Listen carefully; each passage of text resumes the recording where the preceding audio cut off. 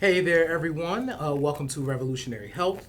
Revolutionary Health is a program of the Counter Narrative Project, and the mission of the Counter Narrative Project is to build power among Black gay men and to work in solidarity and coalition with all movements committed to racial and social justice. I am Johnnie Kornegay, and I'm the Mobilization Director for the Counter Narrative Project. So before we get into this discussion, I need you to do a couple of things. So if you are watching this video, go ahead and hit the little thumbs up button to make sure that you're liking the video. And if you haven't done so, hit that little red button, which is the subscribe button. That's right. Also, please prepare to chat with us throughout the conversation. There is a chat box right there in front of you. Please feel free to ask us questions. And we're going to talk about the topic in a minute, so we'll tell you some of the things you should put in that box. Follow us on Facebook at Counter Narrative Project. You can follow us on Instagram at The Counter Narrative, and you can follow us on Twitter at Building Desire. I am grateful to be joined by these amazing guests tonight. Please tell the folks who you are. So I'm Michael Ward. I'm an actor and a model here in the wonderful city of Atlanta, Georgia. Special. I'm Daddy Rod, leather BDSM advocate, HIV advocate, and just ready to talk about our topic tonight. Right up my alley. Yes. All right. So check it. Tonight's topic, folks, we're going to talk about fetishes tonight. So this is incredibly important. So one of the things I talked about, that little chat box that's there, please go ahead and chime in. If you want to share what your fetishes are with us, you certainly can. We want to hear from you. We want to hear from you. Ask us any questions that you have as we kind of move throughout this conversation. So we really wanted to talk about this for a lot of reasons, but before we jump into the topic, let's define what fetish is. So we're going to start with you, Michael. What is a fetish by definition? So by definition, a fetish is a form of sexual desire in which gratification is linked to an abnormal degree to a particular object, item of clothing, part of the body, etc. Daddy Rod, let's take that a step further. Technically, when people ask me what a fetish is, it's really around that. It's around that same technical definition. It's what turns you on, whether it's your body type, what kind of clothing, scents, whatever. That's kind of like a fetish. As we move on, we'll talk about how a fetish can lead to a kink, how a fetish can be, and a kink can be one and the same. And, I'm ready to talk. First and foremost, thank you so much. Walter said welcome to everyone. So shout out to Walter. Thank you so much for joining. And like I said, make sure you hit that thumbs up and make sure you subscribe. So, all right. So I'm going to just be really transparent here. So when I first decided, first of all, you learn about fetishes, right? Like I think I started to learn about fetishes by just kind of my personal experience and what I first started to like, oh, that's interesting. And one of my fetishes is like men's hands. And it's very detailed. It's a very detailed fetish, and my best friend can tell you all about it. It's hilarious to him. But so I remember wanting to explore my fetish and how liberating it was. So I want to start here by, let's just talk about what did it mean to you when you first decided to explore a fetish? Wow, that's a great one. I have a couple different stories, but I will pretty much say like my main one that I have is an underwear fetish. I think it's because I ran track for almost a decade of my life, so working out and seeing the football jocks and everybody in their jock straps. Yes. To me, it went in tandem with discovering my own sexuality, but it was something very liberating to finally admit it to myself that this really turned me on, and I was excited by that. I think that probably, it just to me affirmed in meeting people as well that like affirmed that desire and wanted to play into that. Oh, it's so fun. But yes. And you're like me. I got my first fetish was jock straps because I ran track from middle school and high school. I know, Ron. 100, 200. Woohoo. And the singlets for the wrestlers and stuff. And then that's where my fetish of ass came in because, just track runners have ass. But I was a late bloomer when it comes to sex. People don't believe me when I tell them this, but I technically did not have sex until I was 22. So after college, it was funny, but I was cerebral in the sense that I was educating myself in high school about it because I would go, literally, let me tell a story. So I would go to the public library and the advocate would be in the gay section. Yes. And I would peruse through the back, and that's how I would learn about some of these things. I think we all used to do that, though. But I never acted upon it because I was a studious kid, went to college, but baby, when I got out of college, it was on. So it was like the fire, it just came out. And I had to just do it. I wanted to say, hey, Trey Sam's World joined us and said hello to you. I think, to your point, Michael, we have, I think, all in our minds. So let's talk about that, right? Like that liberation piece, like the in your mind exploring your innermost thoughts, and a lot of that for me involved fetish. Like, okay, what things might I like? And I know that I had experimentation. Experimentation. Yes. And for me, I know that I had to make a choice about how to explore, and right? who to do it and with. who to do it with. I want to talk about who you're comfortable doing it with. Right. For, in my experience, that's become a very important thing, is deciding who to explore fetishes that you may have with. For how do y'all do that? Like, is that something that you're actively doing? How does it happen for you? Well, what I tell people, especially who are very new, because I'm in the prism of the leather BDSM. So if you do have a fetish, let's talk about a fetish that's also a kink. So let's say spanking. So spanking, it starts off with the ass fetish, of course. If there's an ass and you want to spank it, that's kind of where it gets to the kink, because you're involving an action to that visual fantasy that you had, okay? So when you bring it, so not everyone can spank, okay? So it's an art to it. There's an art form to it. And let's be realistic, it also depends on the body type of the person, because they got to have some real estate, you know what I'm saying, to spank. So what I try to tell people is, just don't allow, especially people who, I guess I'm old school, because when I started having sex, there was no apps and there was no internet. So we literally had to go to the bars or to the leather events to meet these like-minded individuals, because kind of going off how we meet people to explore our fetish. Back in the day, again, we didn't have the apps and the internet. So now with people and that's kind of where the danger somewhat comes in, because you got these, quote, internet doms or masters and people who say they know what they're doing. And if your loins are on fire and you horny and you hook up with this person, they could cause damage to your body. So I tell people all the time, I say, I know you horny and everything else, but try to, I'm not pushing, trying to push Onyx, but if you come to our Onyx bar night, you meet other men of color who are into kinks, and they could probably, kind of ease you into your fetish. Without going head forward first into meeting a total stranger who might know what they're doing, but odds on they probably don't know what they're doing. Because then we talked about it off air, the pre-care and the aftercare. So that's kind of where the safety kicks in too, because if with spanking or any kind of impact play, if you don't oil up the skin right or lubricate the skin right, skin starts cracking up, lesions, whatever like that. So there's bleeding. So, if the person don't know what the hell they're doing, I'm pretty sure they ain't going to take you to the doctor or pay your medical bill. Oh, no. You know what I'm saying? If you see them again. Right, if you see them again, right? So that, when I try to tell people, when I talk to people, that is so important. And I was like, you got to go to those spaces, those welcoming spaces where like-minded individuals are who are into kink and fetishes, because then you'll be more comfortable to talk about it, first of all. And that's kind of the hard part, though. It is. And that goes back to, the liberation piece of it. Like, to answer your question, I think for me, especially with selecting a partner or thinking about safety first with apps and all of these things that are going on. But for me, it's still a level of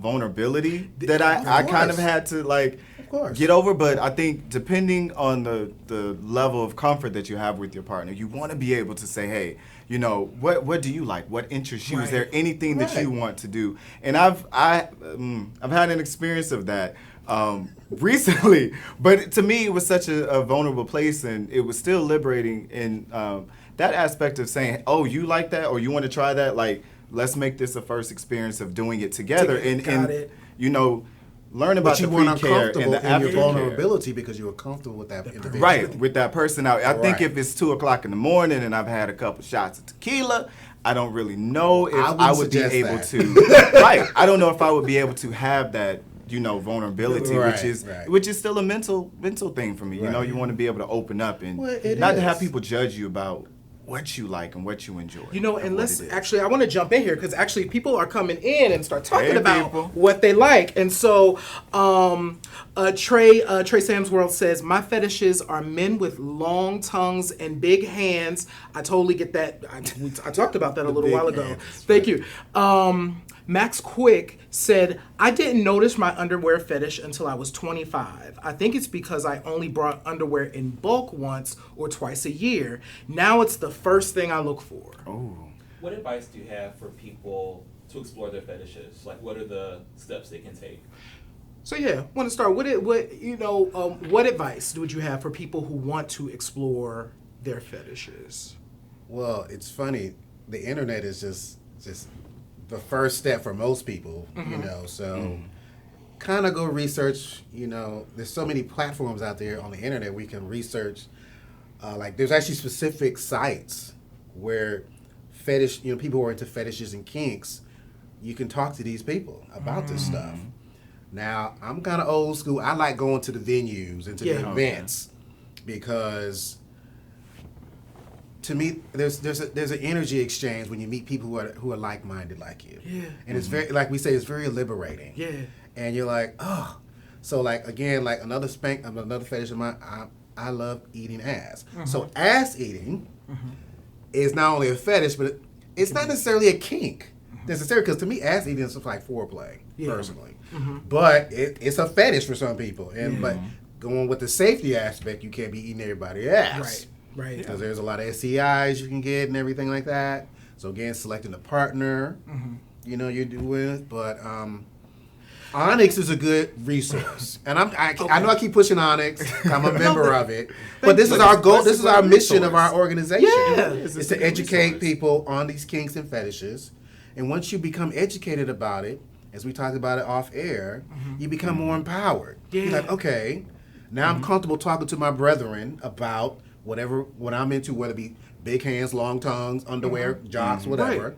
Then you're ready to explore it with whoever you're comfortable with. Right. You know what I'm saying? Another big fetish of mine, I love muscular men in lingerie. Come on. Oh, But I think even using for those people that enjoy the internet, that enjoy researching and finding things on the internet, I think that's still a safe space, sort of. For that's a them good first step. Yeah, to explore what they It's a want to good do. first A good step. first step, because you kind of want to, get out there, research it, and you can learn a lot of great things Oh, by you way can. of Twitter. Yeah. After dark. Well, But Not Twitter. Twitter all day.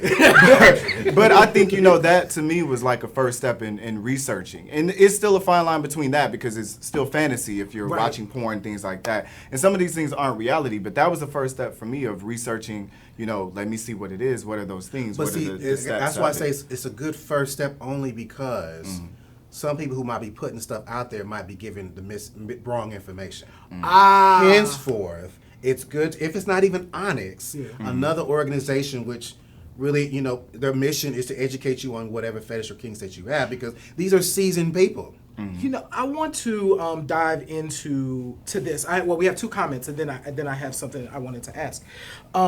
Jay says, "I love men with nice, soft, well-kept feet." Me too. Oh. We talked about Me feet too. a little bit before we got on air, and then Trey also wanted to add, I forgot, I love hairy men. Me too. Yes, Not thank y'all hairy so much either. for sharing, and please, if Hairy anyone chest, else, I'm striking out on these. if anyone else has comments, please make sure that you add them here in the comment box. Also, if you haven't done so, hit the thumbs up button. It's like a little Yes, thumb. yes. Hit the thumbs up button, and also if you haven't, please subscribe so that you can get updates from us. So, I have a question. Tell a friend. please, tell we a have another friend. question that's coming in. what if someone has a fetish and they're ashamed? What advice do you have for them to not be ashamed of their fetish or to move beyond the Talk to shame? me. I'm actually going to I'm going to bring that question in. So the question that just came in is, what do you do if you are a person and you're ashamed of the fetish that you have? Well, one, you shouldn't be ashamed. Well, I'm going to bring this actually. I know. So I want to start home first, and then and so I know that with me, when there is a fetish that I did not mention on this show, and I'm not mentioning it here, Don't be afraid. that initially when I first discovered that was something that I was into, like there was a sense of, ooh, I don't know if I should be into that. Why? There was a lot of reasons why. One, I didn't think black people did that. Oh, we Two, do. so one, I didn't think, and this was at a time like I was, this is my 20s, and I was younger, and I was green to some of these things. So one, I didn't think that black people did it, and then two, I because I hadn't tried it, I had a fear of Whether you would like it or not. whether I would like it or not, and if I liked it too much, what that meant. So there was a lot of mental stuff that went into it. And I know that for me, it was having a partner at the time affirm that it was okay. Right. Yeah. That so I had somebody that I could And you were blessed confide to in, have a partner like right? That I trusted enough to say, this is a thing that's coming up, maybe. So for me, it was having someone to talk to about it, and I think that actually. So I want to explore this, but I think it comes back around too. But So that's a blessing that you had a partner that was willing to help you explore your fetish. That means a lot. Because sometimes you might have a partner that might exacerbate your fears because they're closed-minded as well. So that's why for me, for people who know me, that's why I take me being out there so much with my leather and fetish lifestyle important, because visibility matters. It does. Because just like you just said, I'm going back to, I'm 45. So I'm thinking when I really started getting into leather, there was no internet, there was no phone apps, nothing like that. So you had to go to these bars and leather events and stuff like that. So when I saw, and like what you just said earlier, especially if it's a really intense fetish or kink, you're like, am I the only black person that gets into this? So then when you go to these events and you're like, oh my God, I'm not alone. It's like, whew, like, okay. And then now, this is for anyone who plays with other races, because I do as well. But you just feel like, okay, you just become, the word is empowered. Because you're like, now it's like, okay, I'm willing now to delve deeper into my fetish. Because I see someone like me into that fetish. So again, and Onyx again is another avenue again, because then you, whether you're here in Atlanta, Chicago, wherever our chapters are at, New York, DC, wherever, when you see us out there, and you're like, oh my God, I saw someone getting pissed on in the lobby of a hotel during MAL. And you're like, oh my God, I didn't think I could get into that. yeah. Hey. But now I see someone doing it, and I might be attracted to him, and he might be able to welcome me in. It's almost like a community in as well, too. It is a community. Because there's like a piss community where they have events strictly for piss. And people are like, are you serious? And I'm like, yes. But again, that's that affirming kind of community that you're in. It's like, you're not alone. You being kinky and having these fetishes is not a problem. Yeah. For mine, it was leaving Florida because I mean so? it was leather because community. from Jacksonville, Florida, Duval County. North, it's a slower it's a slower city. So It is, to be it able to is. find an affirming partner or be in a relationship, Yeah. in Jacksonville with someone who wanted to explore, because that still ties back to so many societal issues and religion and all of and all these that things. stuff, yeah. So for me, the big thing was always coming here to Atlanta before I moved here, and I was able to find more people into, the things that I was into, because I was shamed in Jacksonville for what I enjoyed Yeah, and what I Northern Florida wanted is to different than explore. South You became that, Yeah. South Florida is a whole different beast, Yeah, it's but a North totally Florida, different beast. Duval County. So I think, I was shamed, and it does kind of put that little, like feeling in your mind, but getting out of Jacksonville and seeing how people did it in the A, it was eye-opening. different for me. I want to bring in Very eye-opening. I'm going to bring in some quick comments. So, Oh, so Jay was just making a point. He's like, oh, I'm not sure why men don't take care of their feet. Long nails, hard, rough skin is a no. So that's Jay. Thank you so much for that. Max, for Max, it was a thing of self-awareness and acceptance so that no one could call me out on what I did or liked. Thank you so much for that. That's beautiful. Because I know that when That's beautiful, though. because you were able to, so now I'm able to, because of that affirming partner and being able to walk through it, I'm now able to stand confidently in what fetishes I have. And when new ones emerge, I'm able to be okay with it. Right. I want to explore something really quick because we haven't talked about this. Thank you. And there are fetishes. So the thing that I didn't realize was a thing until I found out it was a thing was people, I'm a man of size. That is a whole fetish. And I remember having to decide whether I was okay with it. Right. And I remember having the conversation with saying, I don't want to be anyone's fetish. Like, just like me as a person.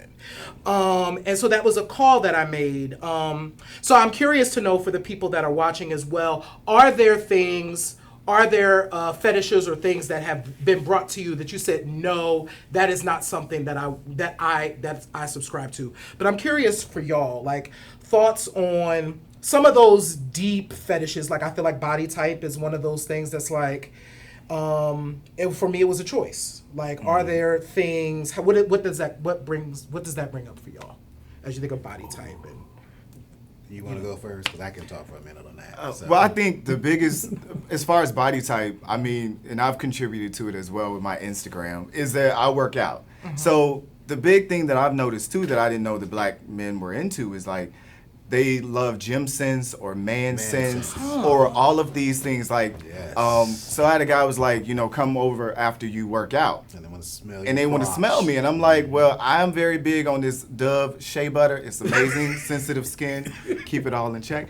But that was like the big thing for me where it was like, so you want me to come over after I've worked out and you want to smell my underwear, my gym shorts, all of these kind of things. So it was something that, I had to kind of stand there with the person I was with. And it's like, if this is what gets you off, then let's go there. You have to consciously think, like, even though you might not think of it as a fetish, for them, like for instance, your body type or your man sense, that is their attraction. Yeah. So you gotta take it in. It's like nothing negative per se, because it's like. Because let's be realistic. We're in a over my own I understand this, negativity. but in the society we're in now, where certain body types are admired more than others, skin color, everything like that.